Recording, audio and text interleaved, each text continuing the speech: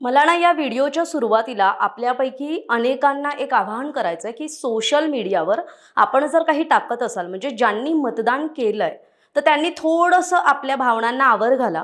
म्हणजे मी हे तुम्हाला घाबरवत नाहीये किंवा मी हे तुम्हाला खरं तर काळजीपोटी आवाहन करते, कारण राज्य निवडणूक आयोगाच्या आयुक्तांनी आज पत्रकार परिषद घेत थेट सोशल मीडियावर खरं तर शाईच्या मुद्द्याबद्दल मी या व्हिडिओत बोलणार आहे आणि शाईच्या मुद्द्यावरून जे काही सोशल मीडियावर चाललंय, राजकीय वर्तुळात चाललंय, तर त्याविषयी खरं तर त्यांनी आज काहीतरी आक्रमक भूमिका घेतली आणि थेट कारवाईचा इशारा केलाय, गुन्हा दाखल करण्याची एक प्रकारे इशारा आणि धमकी आपण त्याला म्हणू शकतो तसं केलेलं आहे. झालंय असं की राज्य निवडणूक आयोगाच्या आयुक्तांनी दिनेश वाघमारेंनी थोड्या वेळापूर्वी पत्रकार परिषद घेतली आणि आज दिवसभरात म्हणजे राज्यातल्या 29 महापालिकांसाठी मतदान होतंय आणि मतदानासाठी मतदार राजा जेव्हा बाहेर पडतोय तेव्हा आपण त्यांच्या समस्या आज दिवसभर माध्यमांमध्ये सुद्धा पाहिल्या असेल आणि सोशल मीडियावरती जी आपली तरुणाई आहे त्यांना सुद्धा हे माहीत असेल की कुठेतरी ईव्हीएम बंद पडलेत, कुठेतरी ईव्हीएम यंत्रणेत बिघाड आहे आणि मग ईव्हीएम मुळे जेव्हा मतदानाचा वेग मंदावतो त्यानंतर जी गोष्ट समोर आली खरं तर ती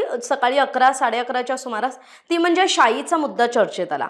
शाईचा मुद्दा का चर्चेत आला तर जी निवडणूक आयोगाच्या अधिकाऱ्यांकडून शाई लावली जाते, म्हणजे मतदान केल्यानंतर आपल्या या बोटावर खरं तर शाई लावली जाते आणि ती शाई पुसली जात नाही. जनरली म्हणजे आपल्या जो या आधीच्या निवडणुकांचा अनुभव राहिलाय ती पुसली जात नाही किंवा तसं करण्याचंही कधी आपण सोशल मीडियावर जास्त पाहिलेलं नाहीये. म्हणजे अशा घटना याआधी झाल्यात का? झाल्यात, पण त्या क्वचित होत्या किंवा त्याचं प्रमाण कमी होतं. पण आज ज्यावेळी राज्यातील 29 महापालिकांसाठी मतदान होतं आणि त्याच्यातल्या बऱ्याच महापालिकांमधला हा अनुभव आहे किंवा हे व्हिडिओज आपल्यापर्यंत आलेत की जिथे निवडणूक आयोगाच्या ज्या तिथल्या अधिकाऱ्यांकडून आपल्या बोटावर शाई लावली जाते, एकतर ती शाई मार्करनं लावली जाते आणि दुसरा मुद्दा आला तो म्हणजे ती शाई पुसली जाते.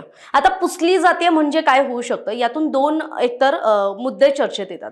एक तर म्हणजे ती शाई जी आहे ती निवडणूक आयोगाकडून तीच शाई वापरली जात नाहीये जी केंद्रीय निवडणूक आयोगानं प्रिस्क्राईब किंवा केंद्रीय निवडणूक आयोगाकडून वापरली जाते असं असू शकतं किंवा त्या शाईत काहीतरी भेसळ असू शकते. आणि दुसरं म्हणजे एकदा शाई पुसली की त्याच व्यक्तीचं दुबार मतदार किंवा बोगस मतदान करण्यासाठी वापर केला जाऊ शकतो, जो राजकीय पक्षांकडून होण्याची शक्यता नाकारता येत नाही. हे दोन मुद्दे झाले. पण ज्यावेळी खरं तर याबाबत राज ठाकरे असतील, उद्धव ठाकरे असतील, काँग्रेसचे नेते प्रवक्ते सचिन सावंत असतील, रोहित पवार असतील, यासारख्या बड्या नेत्यांनी खरं तर सोशल मीडियावर आपली बाजू मांडली आणि खरं तर त्यांनी फक्त बाजू मांडली का तर नाही, त्यांनी त्याविषयीचे पुरावे म्हणजे व्हिडिओ खरं तर प्रत्यक्षात सादर केले की ज्यामध्ये थिनर वापरून, कुठे सॅनिटायझर वापरून, कुठे नेलपेंट रिमूव्हर वापरून ही शाई खरं तर हातावरची पुसून टाकता येते आणि ती 100% नाहीशी होते. त्यामुळे खरं तर यावरूनच प्रश्नचिन्ह निर्माण झालं की नेमकं राज्य निवडणूक आयोग करतंय काय? शाईचा मुद्दा ज्यावेळी चर्चेत आला त्यानंतर खरं तर जे राज्य निवडणूक आयोगाचे आयुक्त आहेत दिनेश वाघमारे यांनी याविषयी सगळ्यात आधी दिलेली प्रतिक्रिया हे होती की शाई पुसली जाणं हे अशक्य आहे, ते फेक नरेटिव्ह पसरलं जातंय. आता फेक नरेटिव्ह पसरवलं जातंय हे राज्य निवडणूक आयोगाचे आयुक्त ज्यावेळी म्हणतात, खरं तर फेक नरेटिव्ह हा मुद्दा किंवा हा जो शब्दप्रयोग आहे ना तो आपण राजकीय नेते मंडळींच्या भाषणांमधून कायम त्यांच्या पत्रकार परिषदांमधून ऐकत असतो, पण आज राज्य निवडणूक आयोगाच्या आयुक्तांनी सुद्धा हा फेक नरेटिव्ह शब्द वापरला आणि मग त्यामुळे खरं तर चर्चा पुन्हा सुरू झाली की फेक नरेटिव्ह खरंच हे आहे का? म्हणजे शाईचा मुद्दा, शाई जर पुसली जात असेल आणि त्याविषयी मतदार राजा जर आपापल्या पद्धतीनं व्यक्त होत असेल तर त्याने तेही व्हायचं नाही का, हा प्रश्न होतो. यानंतर मुद्दा येतो तो म्हणजे शाईऐवजी मार्करचा वापर करणं. खरं तर ज्यावर खरं तर राज ठाकरेंनी अत्यंत स्पष्ट भाषेत आपलं मत मांडलं की याआधी कधीच शाईऐवजी मार्करचा वापर झालेला त्यांच्या अनुभवात नाही. पण निवडणूक आयोगाचं या विरुद्ध वेगळं म्हणणं आहे की 2010-11 पासून शाईऐवजी मार्करचा वापर केला जातो आणि तोच मार्कर वापरला जातो जो केंद्रीय निवडणूक आयोगानं प्रिस्क्राईब केलाय किंवा त्यांनी जे सांगितलंय त्यांच्या तरतुदींनुसार किंवा त्यांच्या नियमात असणारा त्या कंपनीच्याच ब्रँडचा मार्कर वापरला जातोय. या पुढे जाऊन दिनेश वाघमारेंनी काय म्हटलंय की केंद्रीय निवडणूक आयोग किंवा भारतीय निवडणूक आयोग जी शाई वापरतं म्हणजे त्याचं जे कंपोजिशन असतं, त्याच्यातले जे पदार्थ असतात, म्हणजे मग त्यातले जे केमिकल्स असतात ते सगळे तेच वापरून राज्य निवडणूक आयोग सुद्धा शाई बनवतो आणि त्या शाईचा वापर केला जातो. आणि शाईऐवजी मी आधी म्हटलं तसं मार्करचा वापर हा 2010-2011 पासून केला जातोय असं खरं तर राज्य निवडणूक आयोगाच्या आयुक्तांचं म्हणणं आहे. खरं तर आता आपल्यापैकी किती जणांनी हा अनुभव या आधीच्या जर 2010 आणि 2011 पासून वापरला जात असेल, याचा अर्थ 2014च्या लोकसभा निवडणुका, 2019च्या लोकसभा आणि विधानसभा निवडणुका आणि नुकत्याच झालेल्या 2024च्या लोकसभा विधानसभा निवडणुका, या सगळ्यात खरं तर त्याचा वापर झालाय का? आपल्यापैकी किती जणांनी हे खरं तर त्यावेळेस नोटीस केलं होतं, पण ते कधी माध्यमांमध्ये चर्चेत आलं नाही किंवा त्याच्याविषयी चर्चा झाली नाही, तर आपली मतं त्याविषयीची कमेंट बॉक्समध्ये नक्की शेअर करा.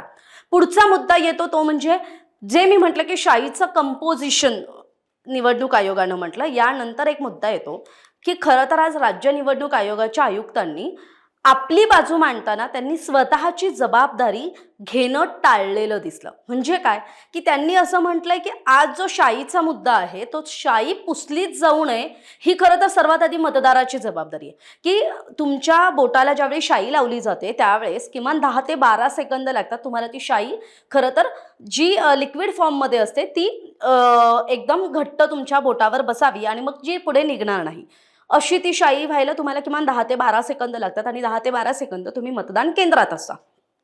त्यामुळे ती शाई पुसली जाणं अशक्य आहे. त्यामुळे मतदाराकडून जर शाई पुसली जात असेल किंवा मतदारानं शाई पुसणं ही त्यांचीच चूक आहे आणि त्यांच्या विरुद्ध गुन्हा दाखल करू, अशी भाषा खरं तर आज राज्य निवडणूक आयोगाचे जे आयुक्त आहेत दिनेश वाघमारे यांनी बोलून दाखवली. त्यामुळे काय झालं की शाई निघाली नाही पाहिजे, ही कुणाची जबाबदारी? तुमची, आमची, मतदारांची. पण ती शाई योग्य पद्धतीनं वापरली जाते की नाही, जी शाई वापरली जाते म्हणजे मतदान केंद्रावरील अधिकाऱ्यांकडून, त्यातलं केमिकल आणि त्यातल्या ज्या गोष्टी आहेत त्या त्याच आहेत का, याची मात्र चौकशी केली जाईल असंही त्यांनी म्हटलंय.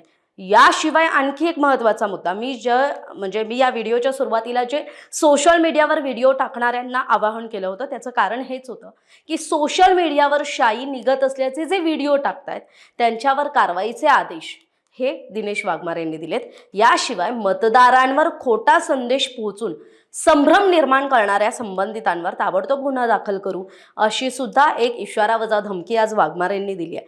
त्यामुळे याच्यात फक्त राजकीय नेते मंडळी तर नक्कीच येतील की ज्यांना याचं टीकेचं धनी व्हावं लागेल आणि ज्यांनी या मुद्द्यावर खरं तर प्रश्न उपस्थित केला त्यांना याविषयी खरं तर निवडणूक आयोगाकडून त्यांच्यावर कारवाई केली जाऊ शकते.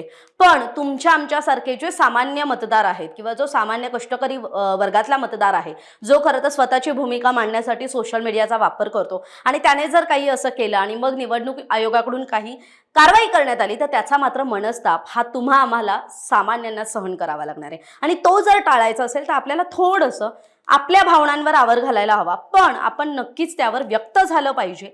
आपली मतं ही मांडली पाहिजेत, पण आपण आपल्या मर्यादेत राहून या गोष्टी समोर आणल्या पाहिजेत.